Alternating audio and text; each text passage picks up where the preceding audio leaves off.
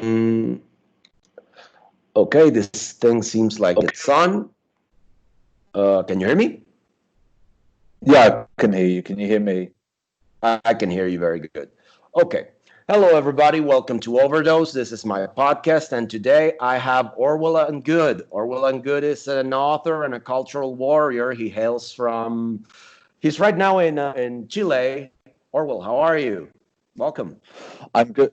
I'm good, thank you. How are you? I'm doing quite well. I'm doing quite well. Before we started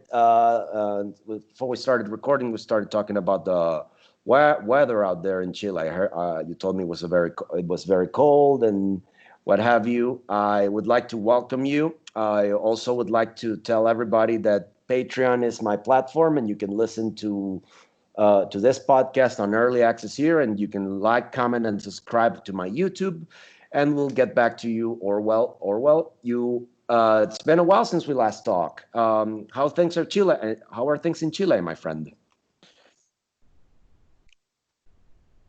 We're down in quarantine for the coronavirus. A lot of cases, so it seems like there's a bit of government mismanagement, which has meant that it looks like a lockdown is going to be prolonged. We won't be able to leave the country. Life won't be able to go back to normal anytime soon, unfortunately. But apart from that, we were having a lot of left-wing riots and protests outside of the presidential palace. They are looking for a constitutional reform, but I don't really know all the ins and outs of it. But I did make several trips to the capital in the summer, and you would just see the same kind of looking people fighting against the powers that be, even though, unbeknownst to them, they are the foot soldiers of the neoliberal establishment. Um, yes, I can relate. I have family in my daughter is in Chile. She's in Santiago. My little darling Eva, I love you. If you're listening, much love. Te quiero mucho, hija. Chile is just another reflection. What's going on in Chile is just another reflection of how the tentacles of the Sao Paulo Forum go and stretch far and wide all over the Americas and the world. We've had enough. We know a lot about this, but this is not the reason I wanted to talk to you. It's been a while since we last talked, or last podcast. I believe it was in sometime in 2018. But since then, you wrote a book. Can you tell us a little bit about it? Yeah, I published a book. I've actually written another book, which I'm going to be publishing shortly, and I've written a couple of fitness ebooks as well because I'm a powerlifter outside of my Twitter presence.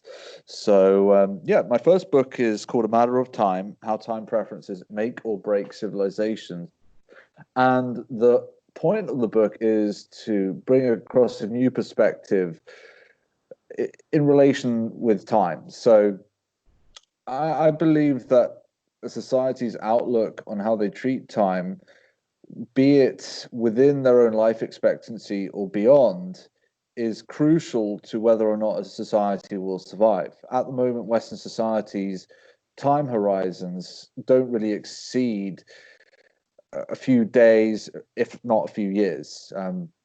And I wanted to bring across how there are very important points to make people's time horizons exceed their own life expectancy and exceed their own children's life expectancy in order to preserve something that's nice. Now everything is made for planned obsolescence. All of these buildings you see aren't built to last hundreds of years. They're only built to last a certain period of time, consumer products, and just everyone's outlook on life has changed to become immediate. Everyone wants things done yesterday. People don't really look towards the future, they just look towards their present enjoyment. And as we can see with the current situation going on a lot of Western cities, we saw the riots the weekend before last in America, and now we're seeing these Black Lives Matter protests manifesting Mm-hmm. in places like London and even Stockholm and Paris. And just the vandalism, the destruction of all of these old statues, all of these old buildings, to me confers this sort of unwillingness to think of other people and unwillingness to think about what the future consequences will be from these actions. And it's this inability to perceive consequences to one's actions, which is almost interrelated to the whole concept of the book, which is time preference. And time preference, to be quickly distilled, so I stop rambling, is how much one values present gratification over future gratification. Every single successful society has sort of emphasis placed on future gratification, not eating your product right now, not consuming your product right now, but saving it for the future for greater rewards. And that's basically it. So somebody with a low time preference is somebody who can defer gratification into the future, and somebody with a high time preference is somebody who's incapable or seemingly incapable of being able to make that foresight. And at the end of the day, it's a sort of a value judgment, and at the moment it just seems we're very, very present oriented. I see. So I think you cover, when you talk about time, you not only refer to as actual time, like date and year, but you take it, you expand sort of the Overton window as into the metaphysical concepts in time, and that can relate and extend to, as you said, things like architecture. Well, before we started recording, I had a problem with an update in my computer that didn't. I had a connection issue with you because of how the updates on the computer. This is an old computer, so it relates to technology. It relates to architecture. Does it relate also to politics or the present cultural dispensation? Do you cover time in that sense? And yes, absolutely. And you touched upon metaphysics. One of the reasons why time preference or time horizons are so short is because of this sort of societal disconnection from the metaphysical realm. Within the secular realm, your life ends with you, or your perception of your life ends with you. So why would you look to go beyond that? Why would you look to create something which will outlast you, which will endure beyond your life expectancy? Especially now, where people preferences tend to avoid wanting to have children, which is very, very important. And if you look at the breakdown of who the people are who are avoiding having children, a lot of them will actually, in fact, the further left you go on the political spectrum, the less likely you are to have children. And that is firmly connected to religiosity. Atheists don't have enough children to sustain atheism as a genetic base. There's some evidence that suggests that genes influence your political leanings. So you could make a stretch and say that genetics could also influence religiosity as well. But unfortunately, for a lot of people who are on the political left or atheistic, they don't tend to have children of their own. And I think a part of that is their outlook on time. I see. So that's what could you share? Let me see how to express this. So in a way, that sort of explains why people prefer a pet rather than a kid. Yes, in a sort of sordid way, it does, because you don't expect your pet to outlive you. And in a way, a pet requires less responsibility. A pet can't exercise reason. A pet can't challenge you on certain things. It's harder to instill discipline, real discipline that is required to be instilled on a child, on a pet. You can't expect a pet to carry out a set of chores, a pet to adhere to a certain bedtime. Most pets will eat what you feed them. Imagine trying to feed, a pet like steamed broccoli so they get their vitamins in.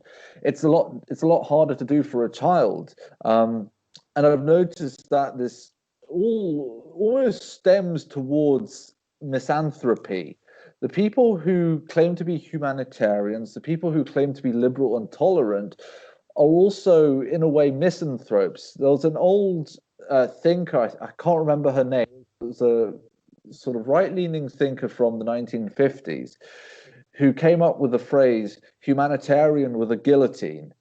All of these wonderful utopian ideals that these people espouse ultimately require the erasure of a lot of people, as we see amply manifest today with a lot of the protesters. A lot of this Black Lives Matter as a corollary contains a lot of anti-white racism.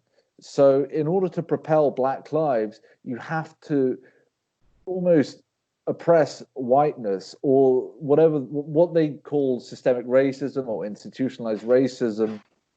All of it is setting up white people as persona non grata, Exactly. as a target to be dehumanized in their own countries. The obvious thing to say would be, "Oh, we're oppressed. This is racist," especially places like the UK. Wilberforce campaign for the abolition of racism. The abolition of slavery, and the UK, since the Second World War, has opened their borders to mass immigration from all corners of the globe. You have a net inflow of 300,000 people coming into the UK, and then they complain about systemic racism and oppression and all this kind of horse crap. But okay, why did you go to a white country if you're going to be oppressed? It doesn't quite make sense, because it's not about the subject of oppression, it's about power. And this is something that a lot of people don't seem to realize. And I don't really want to go into sort of a very in-depth discussion on systems of power, symbolism of power, but all of it is an affront against European society at this stage, or Western society at this stage. Western society, yes. Yes, I agree with you. I agree with you. In fact, when you point this out, it reminds me, I once read a CIA report after bin Laden was killed, and that they gathered all his stuff and they sort of made a little bit of this and that public. The Al-Qaeda network, in its own resources, conducted a poll, and they found out that a third, I don't know how big the sample was, but listen to this: a third of the 2/3 of the third world wanted to live in the West. And by the West, they mean everything outside of China, outside of the sub-Indian continent, outside of the Middle East, outside of the Southeast Asia. And that includes the US, that includes Europe, and that includes, the rest of the Western Hemisphere. And by that, it tells you a lot that it's not a matter of, it's a matter of cultural conquest. Sort of hegemonic domination and the control of the civil aspects and civil, who gets to run the political discourse in a set space, so to say. So in a way, that relates and resounds a lot with what you're saying. Back to your book, which is a really good one. I have a copy on my Kindle. Thank you. It's when it first came out, I picked it up because I always like to read stuff that from people I know, people I appreciate a lot. So kudos for you to that. So I have a couple of questions. Oh, you're very welcome, my friend. You're very welcome. You can also read my work at culturapolitica.net. I started working a little bit there with a good friend pol sci friend from my alma mater, Universidad Central. His name is Manuel de la Cruz. He's also a good. He also follows you, and I think I'm gonna forward him my copy of your book because I think he will enjoy it. But what I wanted to ask you is you told me that this isn't your first. Is this your first book, or you wrote stuff previously? This is my first book, but I'm in the process of writing a few more. I have about another 5 to 10 books planned in the next few years. I'm just going on a real writing spree here. But yeah, one of the things you mentioned about political discourse and the framework beforehand, one of the things I forgot to say in relation to the book and in relation to the whole crux of the book, which is time preference, is that it's very important to kind of, on the one hand, realize that our whole notions of truth have been fudged by the mainstream media, by academia, and by the entertainment industry through the content they produce. So we see a lot of cognitive dissonance in people who espouse progressive beliefs. And when they're challenged on their beliefs, they don't act like a rational person, evaluate what they believe in, but they will double down almost with rabid furor if you were to try to maybe interrogate their beliefs a little more. And on the other hand, you can't really make real life choices when your whole framework of what is truth and what is morality distorted to favor a political ideology, which is, you can make the case that the bulk of academics, the bulk of film directors, and the bulk of people working in the mainstream media all have the same ideological goals or sympathies or something very, very similar, and they almost act in unison. Imagine trying to get a movie produced if you were trying to promote right-wing narratives, say, like, I don't know, for example, a white conservative Christian families who were the heroes of the movie. That would be impossible to do in Hollywood today. Imagine a movie on Rhodesia. How about a movie on Rhodesia? Or just a movie depicting European history accurately. That would be almost impossible to do. If you were to try to get a paper published on anthropological or even intellectual differences between races at an Ivy League university, you will be blackballed, you'll be blacklisted, you won't have a job there for much longer. Been there. Yeah, and happened. I mean, yeah, and the whole thing is you are up against this edifice. I call it the narrative complex, because they're the ones who determine what truth is, and then your whole life is based on a lie, on an erroneous fabrication of what truth is. So you can't live your life properly because you've been shunned from the truth. You've been withheld what the truth is. You've been withheld what life itself represents. I mean, everyone wants to try to carry out depictions of their favorite TV stars in the mainstream, all their favorite singers, rappers, professional athletes, what have you. And these people don't live very happy lives deep down inside. A lot of it is a life of self-degradation. A lot of these people overindulge in a lot of vices. Yes, just look at your average. Just look at your average boxer movie, Martin Scorsese's Raging Bull, or Edgar Ramirez's The Life of Mano Piedra, or even the fictional ones like Rocky. They go through all these problems, and their life. Even Mike Tyson, or I think Floyd Mayweather might be the exception, but he also indulges in his particular kinds of vices. But that's something I haven't glanced upon with that eloquency you're putting it.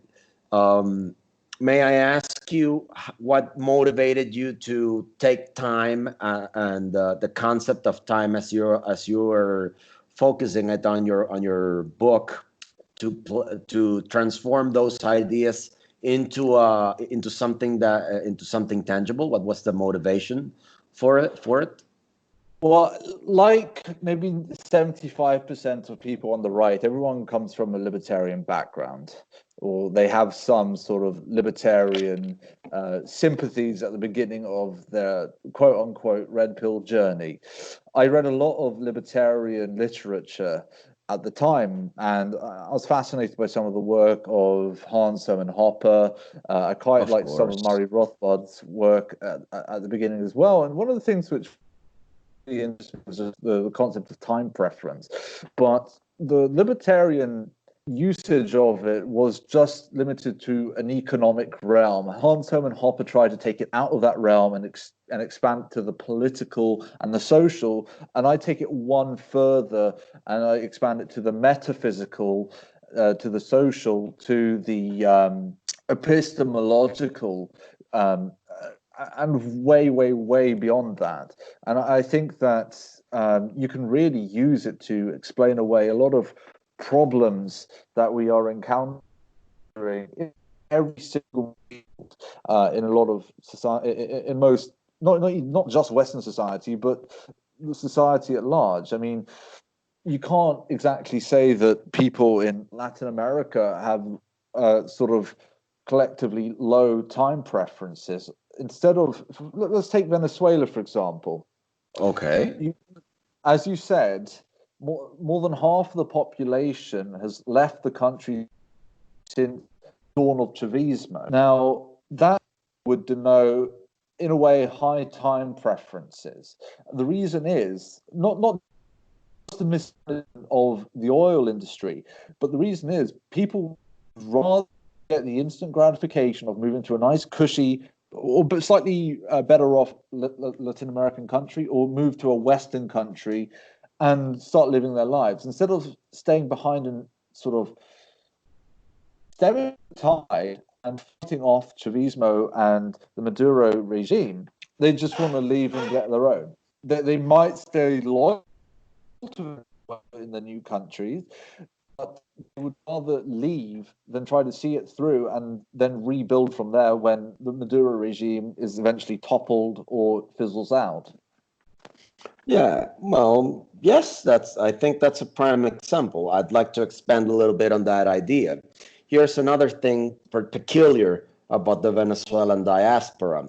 They're fleeing the country to everywhere, and here's a personal thing. I know 3 very good friends that are on the right wing spectrum of politics, and they fled last year to Argentina.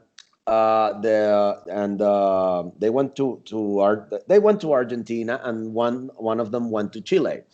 And I asked them, well, Argentina is right now back under the grasp of the Kirchners, so under the figure of Alberto Fernandez. So why would you go and travel there?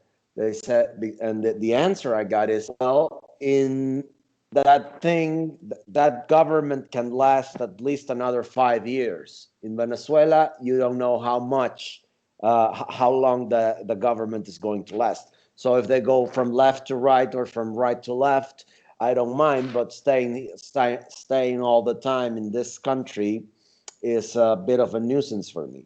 So I kind of understand, and I now, after reading your book and after having this this chat with you, while having this chat with you, I get to get a better grasp of that reasoning, because I find it that they're going from from Venezuela that is like a shithole country to a lesser evil. So and they take into consideration that time preference that you so eloquently described.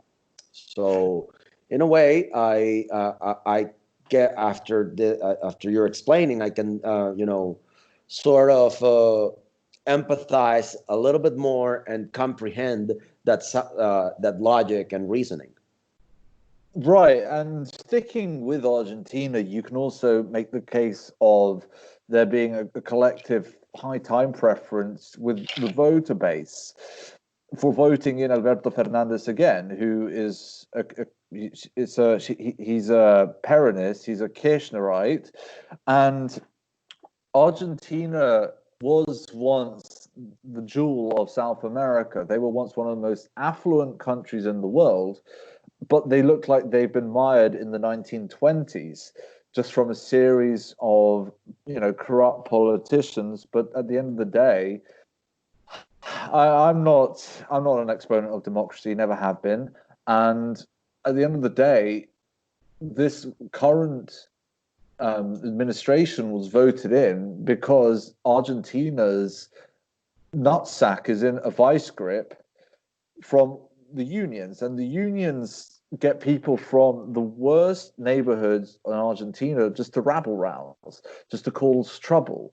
And you see endless strikes, you see endless roadblocks, endless protests in Argentina. I lived there for 2.5 years, and the reason is because the people at the bottom rungs of society's ladder want to get more social programs without working.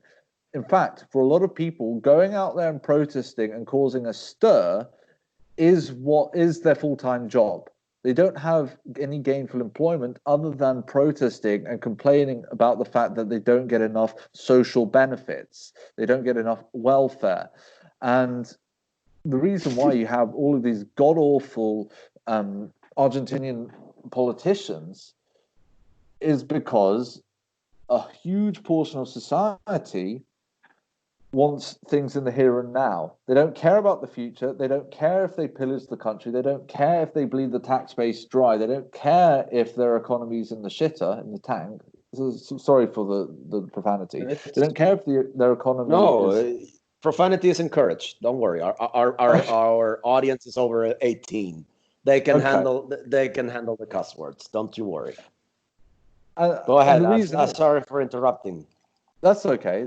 The reason is, well, one, it's selfishness, and B, well, let's be frank. The people who are wanting to live off welfare for life aren't people with an IQ of 130 plus. They're not going to be engineers. They're not going to be scientists, lawyers, philosophers, business magnates, or anything like that. These people aren't of the highest levels of intelligence, and they don't have the ability to foresee that if you keep tax coffers dry, there isn't going to be much left over for anything else, and you're going to have to impose more and more tax rates and regulations to continue subsidizing this parasitical lifestyle.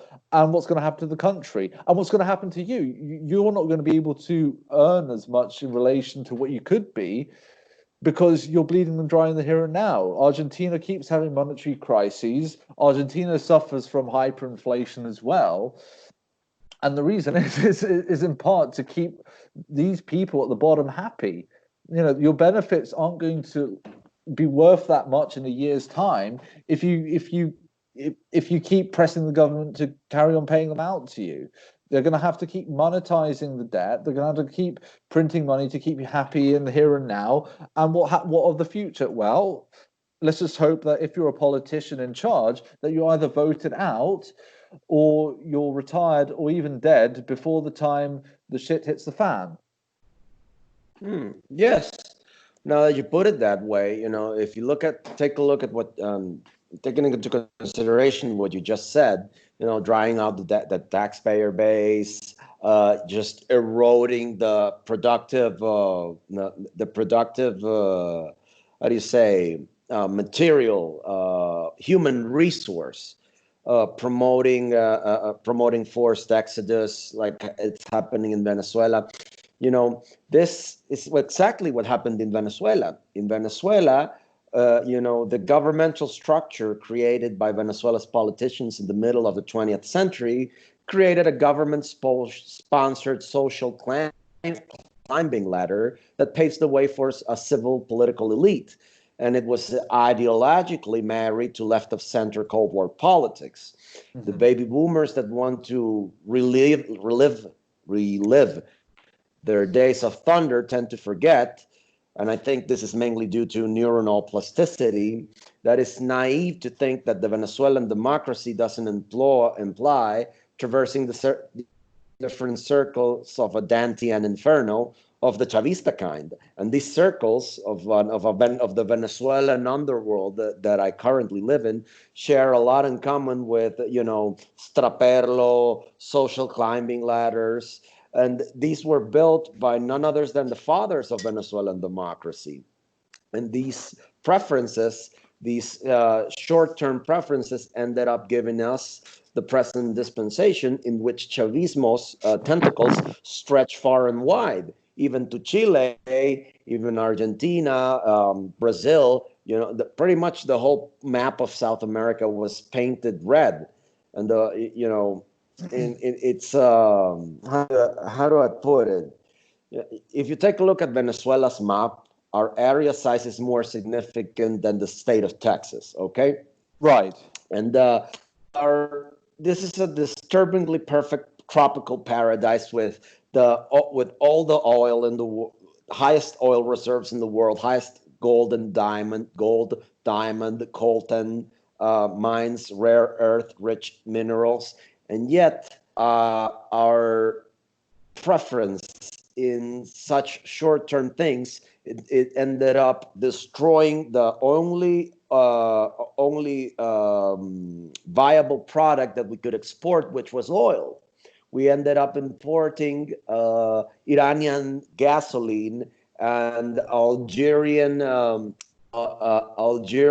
precursors in order to refine gasoline. In fact, we are, how do I say, we're looking at a present dispensation in which the oil industry has to cannibalize refineries. They take the cracking towers from a part. They take tubes from another. They take motors from another in order to build a sort of Frankenstein that ends up blowing up because of their short-term thinking. So absolutely, and it relates to all sorts of things. But how do I say this? This is a very. I hate to use my country as an example, but it's the best example of how my society can tell the rest of the world that these sorts of preferences don't work, and regardless of you can be on the right wing political spectrum or you can be within the left, but you describe it in your book. Time time is finite. Time, you're only on this earth for a finite amount of time, and your preferences impact, and your decisions impact on the future and those who are, after you. That it could be your offspring, it could be your offspring, it could be your relatives, or even what you build. So I'd like to, after that preamble, I would like to ask you, how do you think these time preferences impact on architecture? Because you touch a little bit of architecture and how modern architecture is devoid of the meaning and the how do you say the impact built to last. Can you share with our audience a little bit about that? Yeah. Okay, so that one's a bit more complex, but I do believe that the reason why architecture is so horrible and meaningless and abstract is because it reflects upon our society. I think the important point to consider before delving into architecture is the metaphysics of society, what a society believes in. A society that isn't grounded by any belief isn't determined to create anything beautiful or party to a certain culture. The second part is culture itself. We know that it is people who determine culture.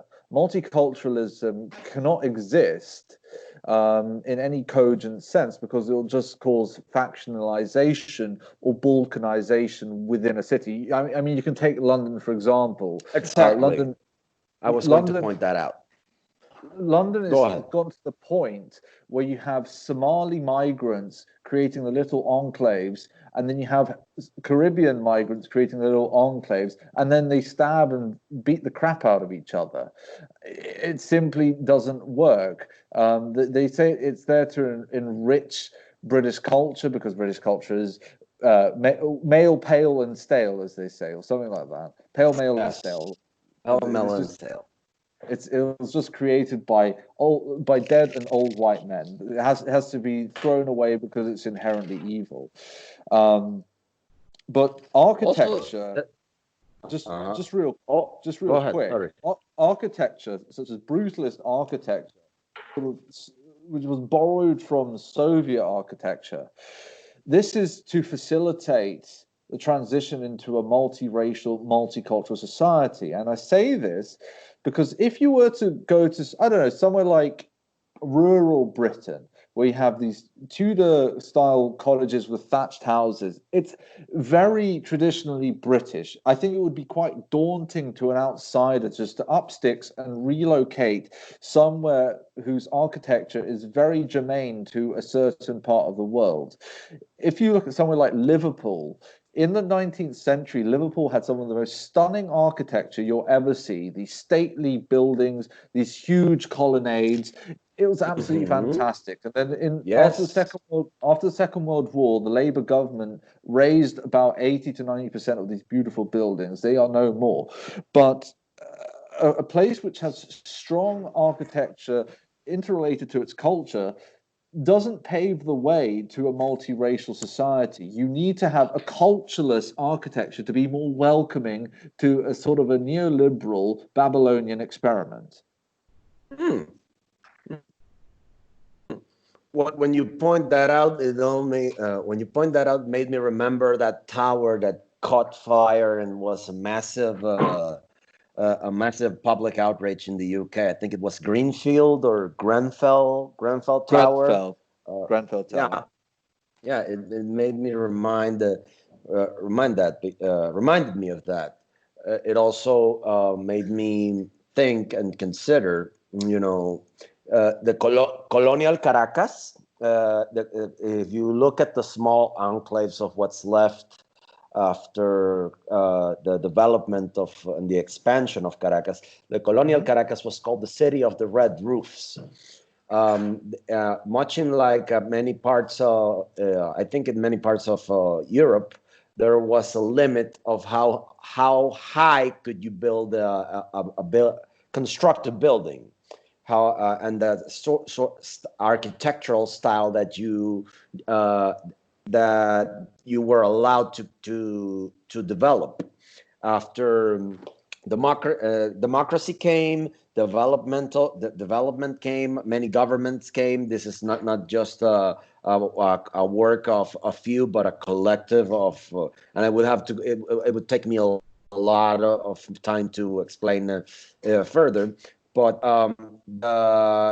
what the remnants of what was once the colonial aspects of the Venezuelan classic colonial architecture are just limited to a few blocks now, and it contrasts with the giant brutalist buildings that you build around. It reminds me also what's going on with the London skyline and how they build these giant metal gory monstrosities shaped like a giant dick or what have you, and how it resonates and actually doesn't make the landscape much prettier. It makes you even feel sad. Doesn't inspire anything, but it's a giant metal thing that doesn't. Sure, it stalls. Sure, it has glass panels. I bet there's a lot of successful companies that live and work there, but you might as well. You could also have that in a very traditional environment. It's just a matter of cramming people up, don't you think? Right, right. And there are other architects who take old buildings and then do all of these modernist monstrosities to them. They'll do extensions with these protruding, sharp, crystalline glass works coming out of it. It's absolutely hideous what they do to it. It looks like a tumor on the side of a building.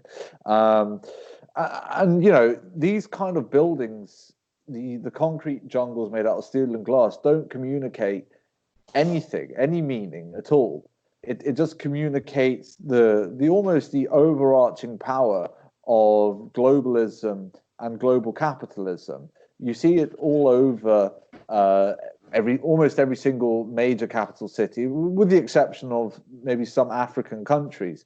But it's almost become the Esperanto of architecture. These massive skyscrapers just imposing over you. I know it's for convenience sake. I know a lot of them look clean. I'm not just flatly saying that they don't have a purpose, but what I'm saying is what they convey, and they don't convey any meaning in relation to what country that they've been built in or wherever they've been designated.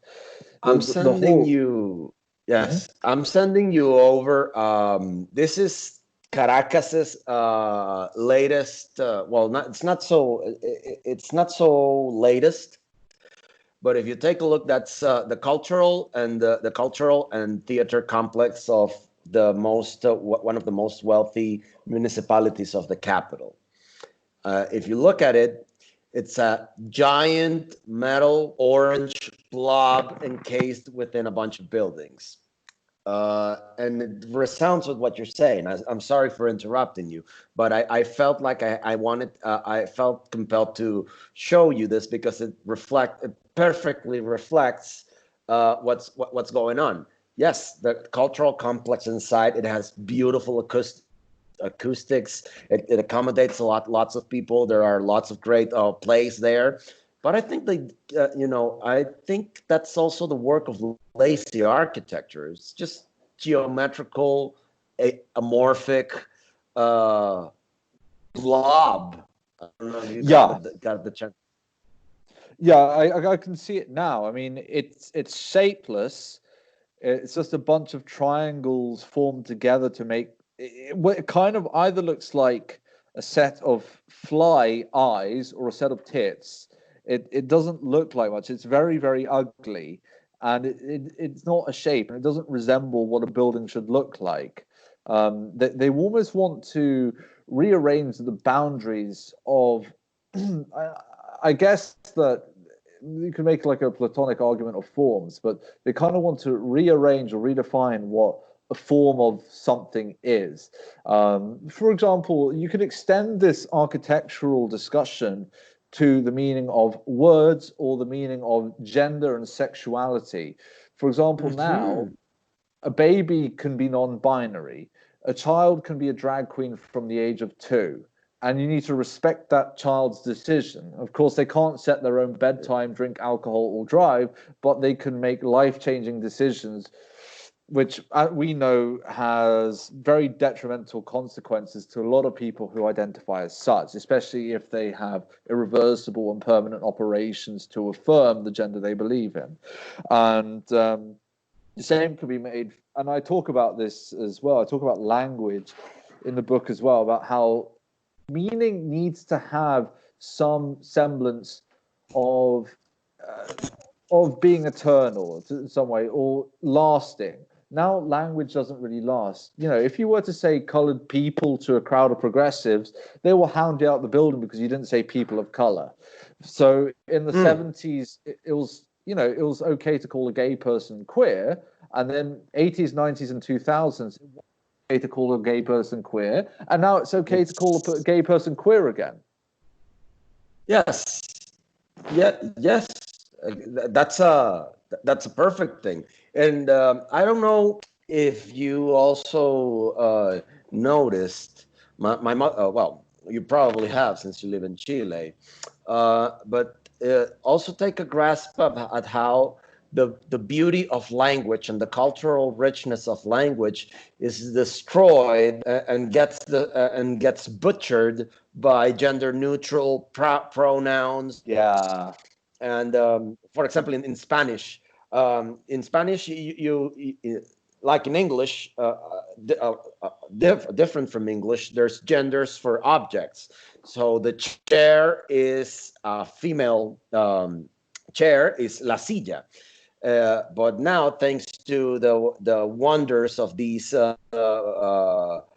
intellectual butchers, they call it le sillé, because it's oppressive to refer to a chair, which is an inanimate object, as to qualify it with gender roles or with gender pronouns, and you get the sort of lunacy where people get a job because because their counterparts and co-workers are not sure or have or feel, I don't know, awkward in using they instead of or he or she, because it's complex to construct those sorts of statements in your mind before you express them. So now you have this sort of thought police in Orwellian terms that chase people for the capriciousness and the whims out of a very small percentage of persons and people that are hell-bent on destroying everything that's been created before. Yes, and this is what grants them power. And let's just take a moment to reflect and just dwell upon the amount of power these. I'm sorry, I can't be nice. I'm not going to pull any punches. These freaks, what these freaks can do to your culture, and they have the cultural ascendancy. They can literally rearrange your whole grammatical structure just for their petty little ideology. That's how much power these people wield. The powers that be, I know they might be sympathetic to them. They might be ideological bedfellows, but they almost cower. They're so fearful of them. They're so scared to misgender and to trigger and all this kind of stuff. But it just goes to show to you how much power these people have. And they aren't scared to wield it. You can't have this is what annoys me about classical liberals and these radical centrist types who just want to have like a reasonable discussion. You're not going to get to any meaningful middle ground with these people. The only thing you can do them is crush them and humiliate them. And unfortunately, it's a power play. Everything in life is a power dynamic. We on the right do not have any institutional power whatsoever. And of course not. Within every single power relation, there's always a sense of ressentiment in the Nietzschean term for the people out of power. And the people out of power have to be humiliated. You have people, genetic dead ends, who can go out there, rearrange the whole grammatical system, the whole grammatical language, and you can't do anything about it. In fact, if you don't like it, you'll be disenfranchised. You'll have a group of angry, blue-haired, obese, pierced freak shows calling you out, trying to get you to lose your job if you don't like it. And this is what you have to put up with. It's basically the tyranny of biological dead ends. It's the tyranny of what Ed Dutton would call the spiteful mutants. And if you don't like it, well, tough titties. I mean, you can't have a bank account. You can't have a PayPal account. You can't get a job because your name's going to be sullied on Google. You're going to have some left-wing, heavily financed group like Hope Not Hate, Antifa, the ADL, the SPLC, whatever, blacklist you, have you blacklisted. They're going to say that you're a racist or you're a transphobe or whatever a phobe for holding beliefs which would have been commonplace 20 years ago. And this is just the nature of progress. It can only, like as Moldbug points out, Cthulhu swims leftward. Maybe it's a slow pace, but he always swims leftward. Progressives are a one-trick pony, and it's all in keeping with the Trotskyist idea of permanent revolution. They can never stop advocating progress because they'll be conservatives. They can only do one more thing, and it's progress until society collapses and then you start again. And this is where we're currently going. Unfortunately, the right is too defanged, conservatives are too cucked in order to do anything about it. And they are just bending the knee, literally bending the knee, as we've seen with the BLM protest. And they're just conceding more and more to the people who should never hold it in the first place. Yes. Which makes me, it makes me, how do I put it? It reminds me of, this, these freaks these idiots, they remind me of how political correctness can be a methodology and a grammar. You know, it's designed to restrict the prospect of thought before the thought is even enunciated, and it resounds. Yeah. It takes me back when I started to read about Chairman Mao's life. You know, Chairman Mao had an idea he called magic words. Magic words. Racism is a magic word. And you can use it, you can say racism, transphobism, xenophobia, whatever, you know, what have you. But you use it and people fall apart. People begin to disengage even from their own desire to defend themselves. And that's exactly how you express that the left has defanged the right political movement and shot them in the leg in order to take a knee. You know, and all of the other isms, sexism, disableism, classism, homophobia, Islamophobia. You know, if you take a look at how these things were developed, they were developed early, nearly 100 years ago, but by Leon Trotsky and the opposition journals that he wrote for the Soviet Union, and it universalized from its dissentient communist origins, and the word became extracted now to such a degree that it's a universal thing. It's a moral lexicon of engagement and disengagement. Yeah, absolutely. And let's, you know, talk about the people who are advocates of calling everyone a racist if they don't like what they see. You know, if you want to preserve, I have some very strong reservations about Winston Churchill and the content of his character, but I don't want to see his statue being defaced and graffitied by these BLM protesters, and now people are calling Winston Churchill a racist. And I've seen a lot of white people in the UK say, oh, if you don't like Winston Churchill's statue getting defaced, well, you're a racist too. Well, as you correctly identified, all of these Trotskyite phrases or Trotskyite derived phrases, transphobia, Islamophobia, etc., they're all, as you've correctly pointed out, the sort of neo-Maoist way of preventing you from enunciating a thought before it's ever conceived. And it's these thoughts are all reactionary thoughts against the progressive order. These thoughts all crystallized the gripes that right-wingers have against the current social and cultural order that we see today. If you don't like the fact that you can't call a transgender person he or him if they identify as a woman, well, you can't materialize that complaint.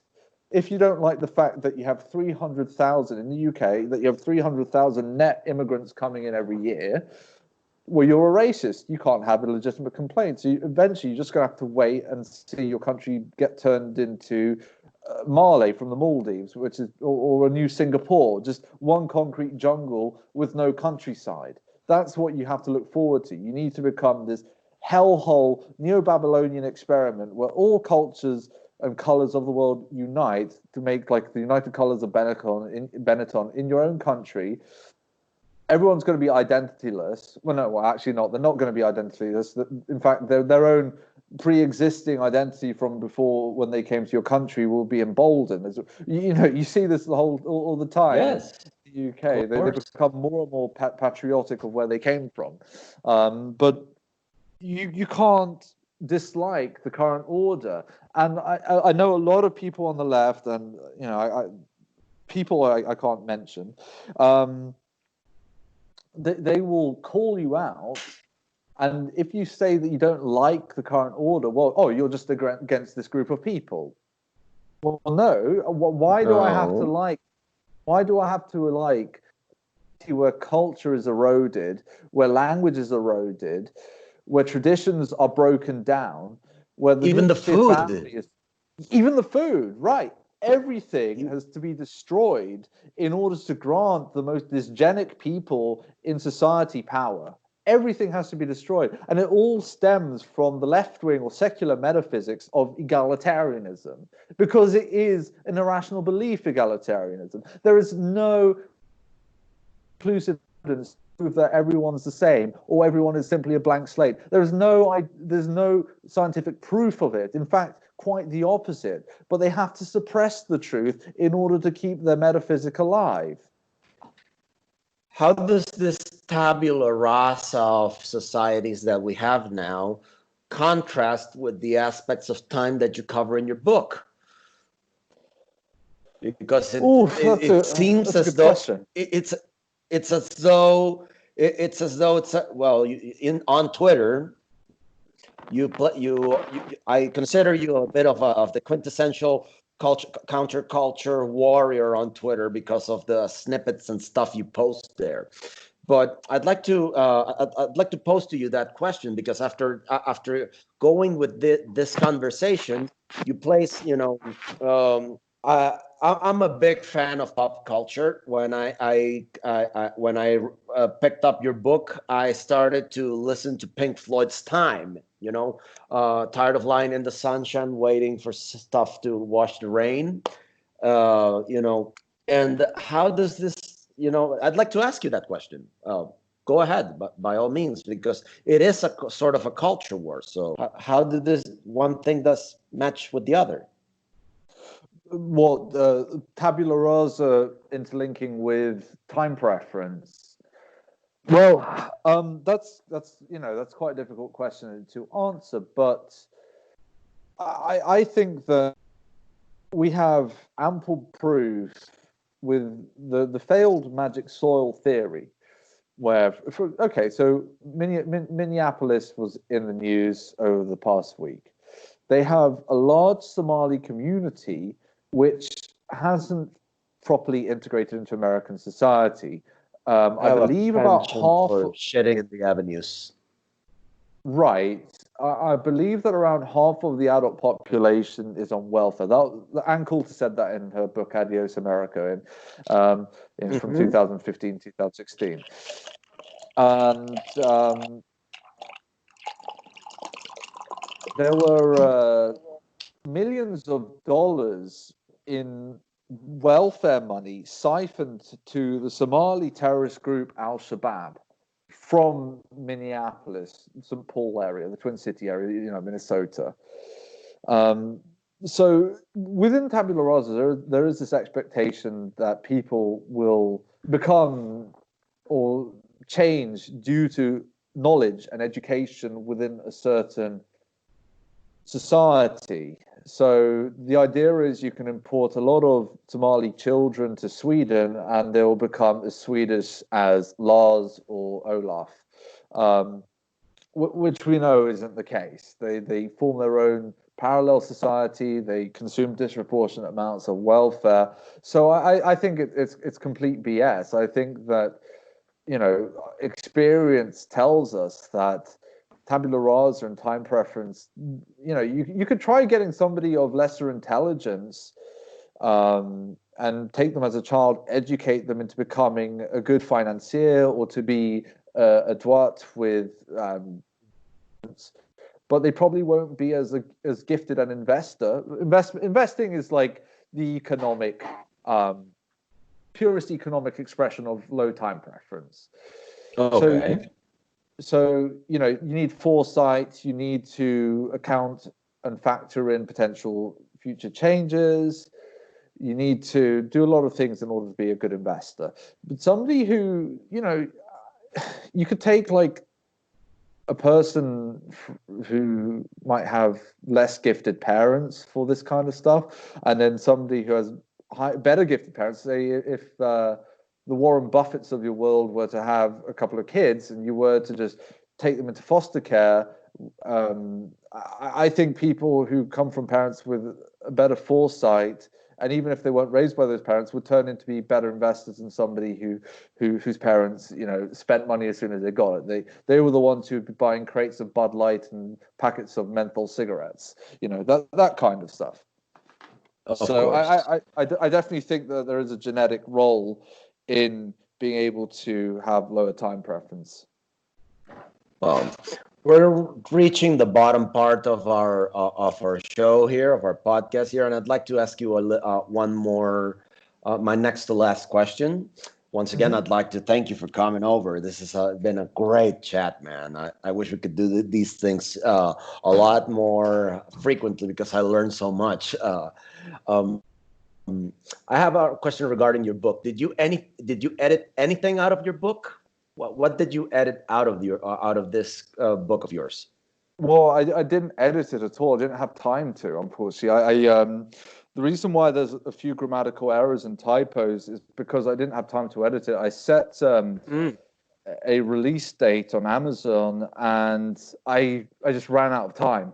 Unfortunately, I didn't exercise good time preferences there, but yeah, I will be doing a second edition. I have a few new insights that I have thought of. One's to do with the metaphysical realm. I do want to have like a collective versus individual time preference and its effects. And there's just a few other things that I feel like they could be added to the book, and a few things that could be tweaked around. So yeah, I didn't take anything out to answer your question. Oh.